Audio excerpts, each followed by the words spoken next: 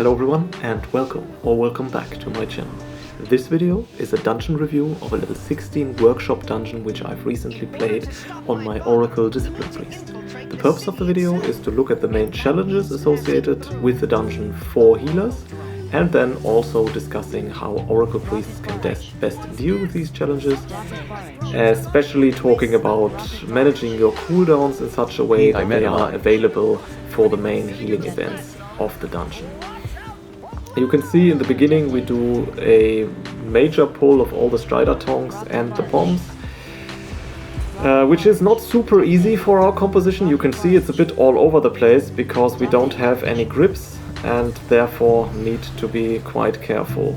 In terms of this pull, I would say that as a priest you can just use all of your cooldowns, or as a healer in general, just use all of your cooldowns because the boss is very easy and you're not going to need your cooldowns for the boss. So you can see I've blown through quite a lot of them. I used up all my premonitions, I used up my ultimate penitence, and yeah, only cooldown remaining is evangelism and my power word barrier. But power word barrier is not so easy to use here on this fight. Anyway, we do manage to kill it. Our evoker did die from aggro there for a brief moment. And now we move on into the first boss. It's not a particularly difficult boss. Essentially, the only thing you really need to care about as a healer is the ground pound from the Platinum Pummeler, which does a moderate amount of AoE damage, but if you're used to healing other AoE events in the dungeon on similar key levels, then the ground pound really isn't that big of a deal. And then he does this shovel thing which knocks someone up into the air. And yeah, there you also need to just be careful that you don't have any bombs lying behind you, so you don't get knocked into the bombs. As a healer you will not be targeted with placing the bombs, so you don't need to take care of that. And therefore you can position yourself quite freely without needing to consider, okay, where am I going to put down the next bomb, so that it doesn't get extra messy. So just stand where it is safe. I would say the main goal of this fight, apart from keeping your team alive, which is not particularly difficult, is to use your premonitions in such a way that they cycle back into premonition of clairvoyance, because the next area of the dungeon is significantly more challenging than this boss, and you would like to have your clairvoyance into insight power spike available at the start of this area. So what you might want to do here is to just not use any cooldowns. I mean, in the middle of the fight, I guess you can use your evangelism and so on, because it will rotate back up for the next pull. But other than that, I would suggest being really careful with your cooldown usage, having everything ready for the pulls after this boss. And I try to do that. However, you could see here comes the situation. Okay, I get knocked into the air and I use my premonition of clairvoyance at this point because we are low. Evangelism doesn't heal the mage, not sure if I caught that. I have an instant cast, no, I actually have the instant cast radiance because of clairvoyance, so yeah, they're better safe than sorry, I would say. Better use clairvoyance here rather than risking something, but it's a mistake and it might produce a problem in the next area of the dungeon, because the next pulls are very healing intensive, especially if the corrosive gunks are not interrupted properly.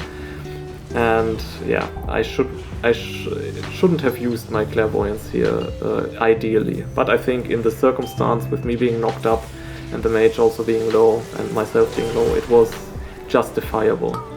And I did communicate this to my team. I said, yeah, I'm a little bit I'm actually not dry on healing cooldowns. That I think I said it something like that, but that's actually not quite the case. But I don't have everything available, which usually I'm quite careful with this encounter to finish it with everything available. Because the next part of the dungeon is an area where you have the tanks, the waste processing units who cast Mega Drill, which is a moderate AoE damage event, and you also have the corrosive gunks, which put large healing absorbs on players. And if multiple corrosive gunks go off as well as the Mega Drill cast, then you can't really power through it with healing so well. You will need a lot of it, so you need like 4 or 5 million HPS if the cast sequences are unfortunate overlaps. I'm not sure how we perform here. Let's see. So the corrosive gunks are going out, but they are being interrupted. Now comes Mega Drill. Now we don't want any corrosive gunks to go off, and we do get an interrupt.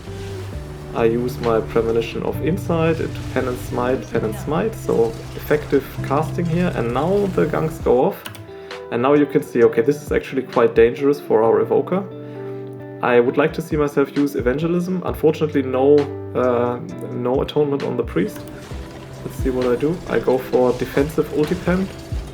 That's also okay, I suppose. And you can see it takes quite a while for the evoker to get healed up. I also still have it on me. So next Megadrill is going off, and we still have a bit of the corrosive gunk on us. And now I press my evangelism. And yeah, ideally I wouldn't have these corrosive gunks go off, but they do. I used my fear as well, so I'm no longer able to stop them. Yeah, and we do manage with about 3 million HPS. I don't think my spell sequencing was perfect here. I could have played this better, I'm pretty sure. And I apply Atonement for the next pull via Renew, just so that I can let my cooldown of my Power Word Radiance regenerate. But you can see that I'm still healing off the corrosive gunks from the last pull. I don't want to use any cooldowns for it, so... But yeah, this pull doesn't have a waste processing unit because we skipped it. You can see it back there in the corner. So it's not very dangerous here.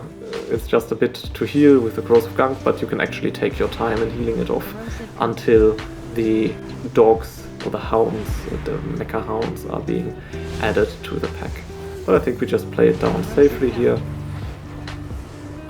And yeah, ideally I think we should have prevented those from going off, just to... I mean, it doesn't really matter, I suppose. I heal it with doing damage anyway, so it's both variants are fine. Now we gather up all the dogs in this area of the room. We have 2 priests, but I think our other priest didn't have Master Spell here. And yeah, I go with the strategy of insta-dispelling usually. And now I go for a Master Spell. Ah, that was a bit unfortunate, no, wasn't it? So you can see I go for the Master Spell. I don't have my Dispel available. Still don't have Dispel available. Now I go for the Master Spell. And exactly at the second that the Master Spell goes off, or slightly before it, our Evoker goes down. So yeah, that's a bit unfortunate, but I'm not really sure what I could have done about it. Probably not much. Cast it a little bit earlier, but yeah. I'm not sure. Maybe from these timers up here, I could have timed it a little bit better, but that's a tall ask actually, so it's quite difficult to time it like that. It would have been an angle for a healing potion. He actually dies again. Okay. I don't know, that I didn't remember. So okay, let's look at the second one. Again, we have, unfortunately, again, both of them have the debuff, and okay, our priest is in dispersion. And I dispel the priest, so if I had seen this, then I probably should have dispelled the evoker. I didn't really realize that our priest was in dispersion. Yeah, it's a bit problematic. There was also some unfortunate overlaps with the same people being targeted twice by the double stack. Could have played it better, but I also don't think I made any major mistakes here. I dispelled one and then the other died. Yeah, a little bit of a prioritization mistake on the second one, but what can you do? Okay, and now for the Cujo boss. It's relatively uneventful. The dispel on the tank does a reasonable amount of damage, especially to me with my low item level, and also not using my second defensive in flash here. But other than that, yeah, okay, you do damage and then you hide. I don't think we need to look at this for too long. And then we do this little bit of a run up here, go into the next section. This pull requires some interrupts. I use fear there, you can see right now. But other than that, it's also not very dangerous to navigate. You just need to move out of the anti-personnel swirls. And then the next pull is a little bit more challenging, I would say.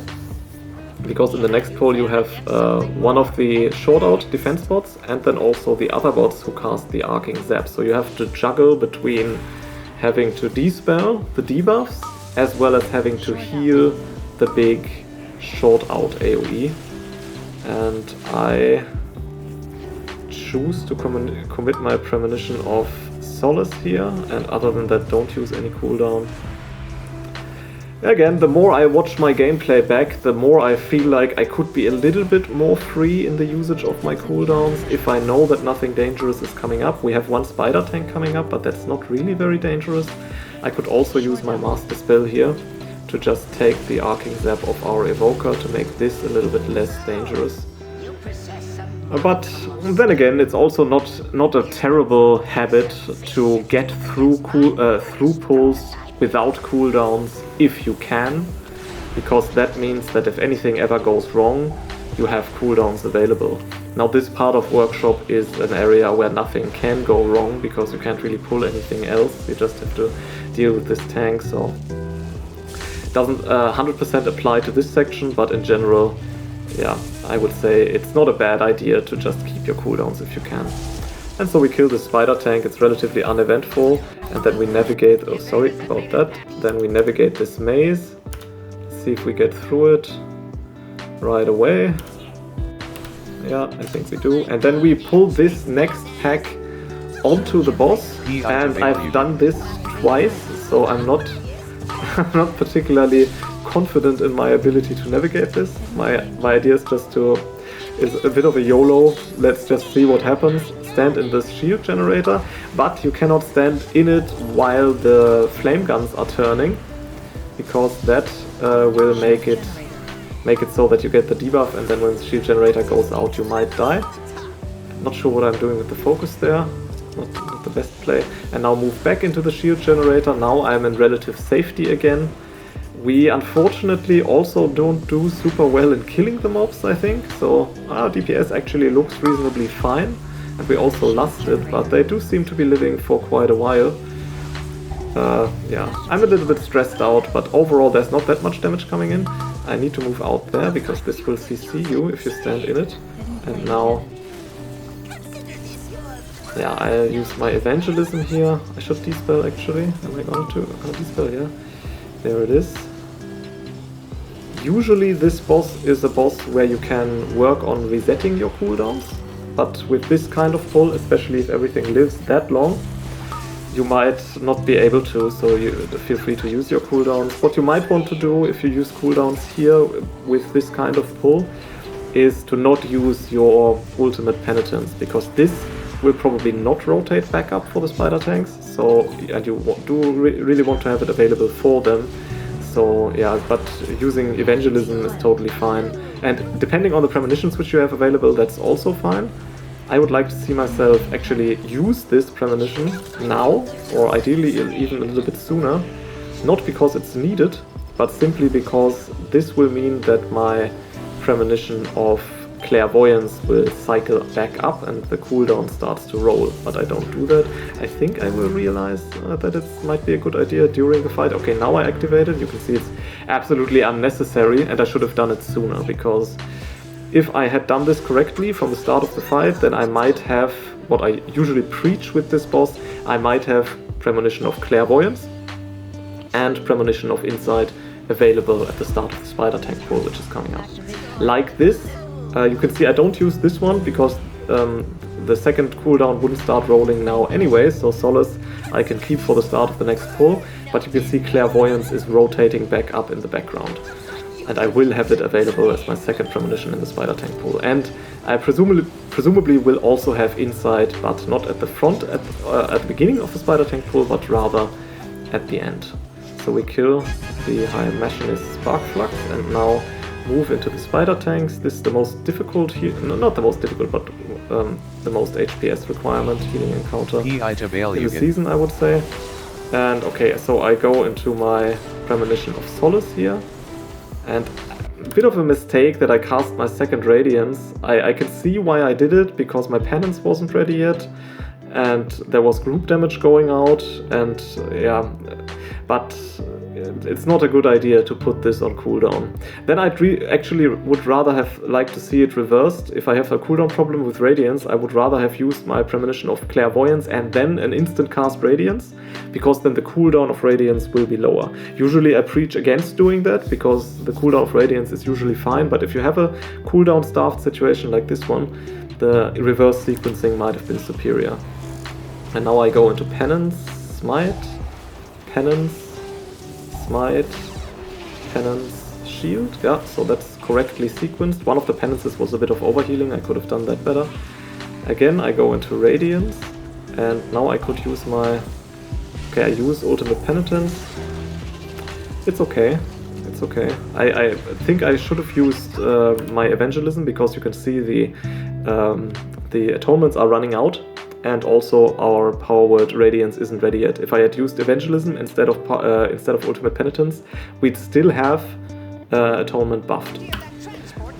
But like this we don't, and it doesn't produce a problem per se, so I reapply Atonement manually to all of my teammates with Flash Heal, and now I use my Evangelism just to be extra safe. It probably wasn't necessary, but yeah, so we get through it. It takes about 4 million HPS on level 16, but I also think we didn't do the best job in focusing one of the tanks, but maybe we did, I'm not sure. I'm not sure about it. So we fly into the next area of the dungeon.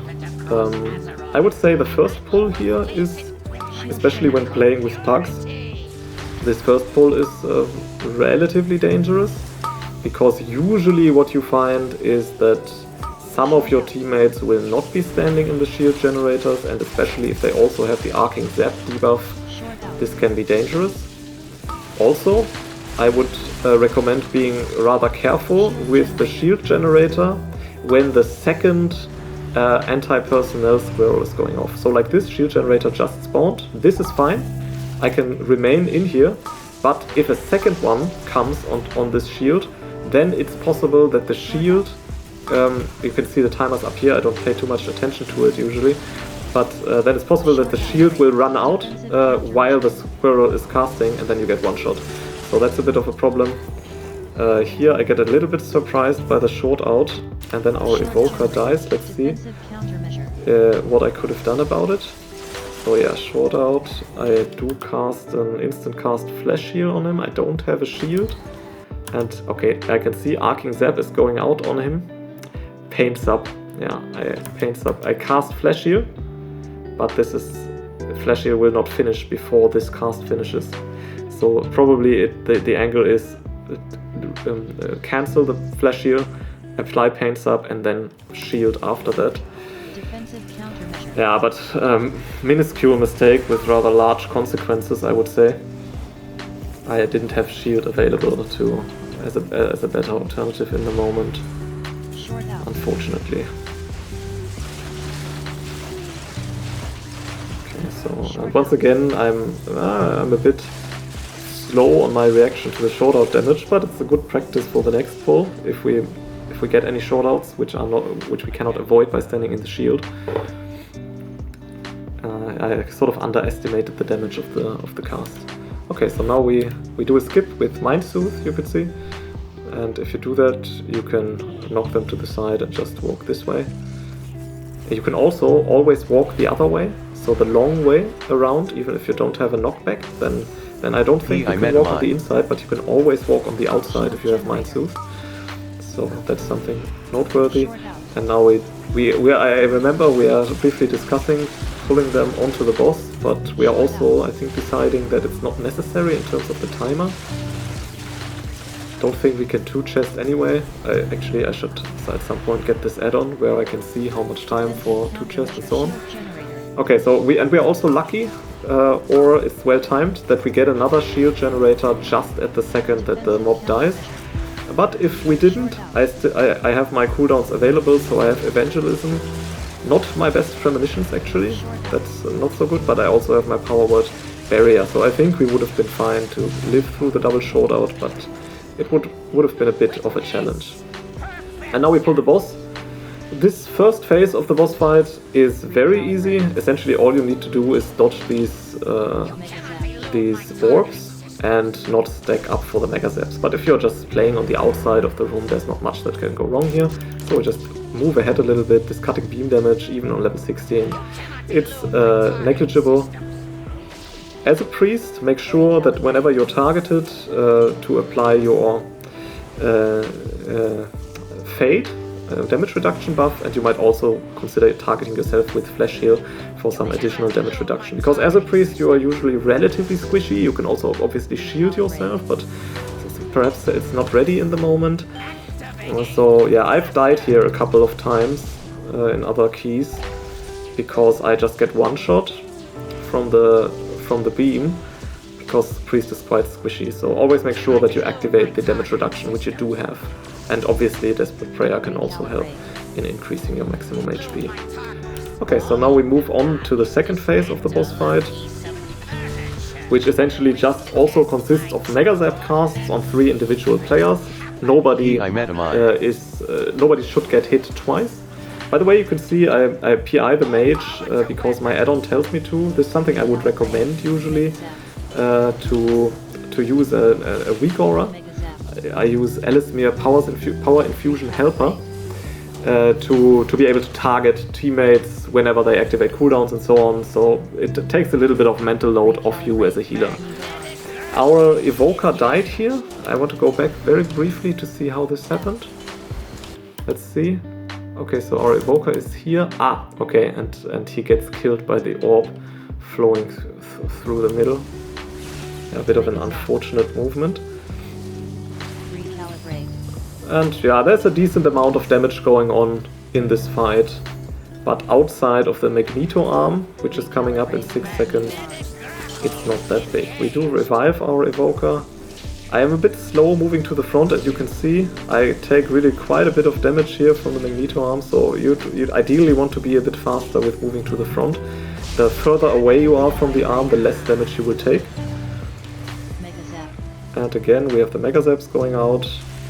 Mega Zap, recalibrate. And then just moving back up to the rear of the room. I think we have another death on this fight, which I want to consider. And I'm very confused by it, actually. Let me go ahead a little bit. Here it is. And I don't understand it. So our mage is here. And the Mega Zap is aimed this way. How does our mage die from the Mega Zap? I mean, obviously he has the debuff, so if he does get hit, he takes extra damage. But he doesn't get hit now, does he? If anybody can tell me what went on here, so you can see he's already dead. He's still standing, but not really. Why did he die? I don't understand. I can also show you in the log. So it was the Mega Zap which killed him. But he wasn't hit by it. Pretty strange, if you ask me, but maybe I'm missing something. I'm not like a super expert on all of the mechanics on every boss. Okay, so yeah, this is essentially it. We got another Magneto arm. Again, I'm slow with you moving to the front. A pretty major mistake on my part, I would say, which I make quite frequently, so a little bit of a learning resistance there. I'm not sure, do we revive our mage? Yeah, we do revive our mage. And now we just play it down here, and the King Mechagon falls out, suddenly much weaker than he was before. And we do manage to kill him with about 3 minutes remaining. Not a perfectly clean run, but overall a decently executed run, I would say, with some challenging points. Okay, a little bit of a cut here. Let's look at the log. I'm pretty confused right now why I can't... I was able to see this just a minute ago. So you can see we are in the log of the 16 Mechagon, and I can only see the damage from the mage. I know our Shadow Priest did a 100% log. I'm not quite sure why this happens. Maybe someone who is expert in logs can tell me what it means when these blue dashes are there, if I'm doing something wrong. So you can see for healing it's fine, and you can see I did rather well at the 99th healing percentile here, which I'm quite happy with, especially with my low item level. I'm not sure why the damage isn't showing, especially because it was showing just before I started recording. Anyway, okay, and on the side of death we have a detonate going off in the beginning and melee hits on our Evoker. Again, melee hits on our Evoker. Then this was the kind of the dispel problem. Ah, okay, so the first one was also a melee, which made him low for the debuff from the hounds. And then the short out, yeah, with the non-cancelled flash heal, plasma op, and then the Mega Zap in the end, where the mage got hit even though he didn't get hit. Strange. Anyway, guys, thank you very much for watching. If you want to learn more about the Oracle Discipline Priest in a more structured way, you might want to consider checking out my Oracle Discipline Priest Comprehensive Guide. And if you like this kind of content, also drop a like on the video, and you may also consider subscribing to my channel. This helps me develop much more of this kind of content in the future, and I'd very much appreciate it. Thank you very much for watching, everybody, and see ya.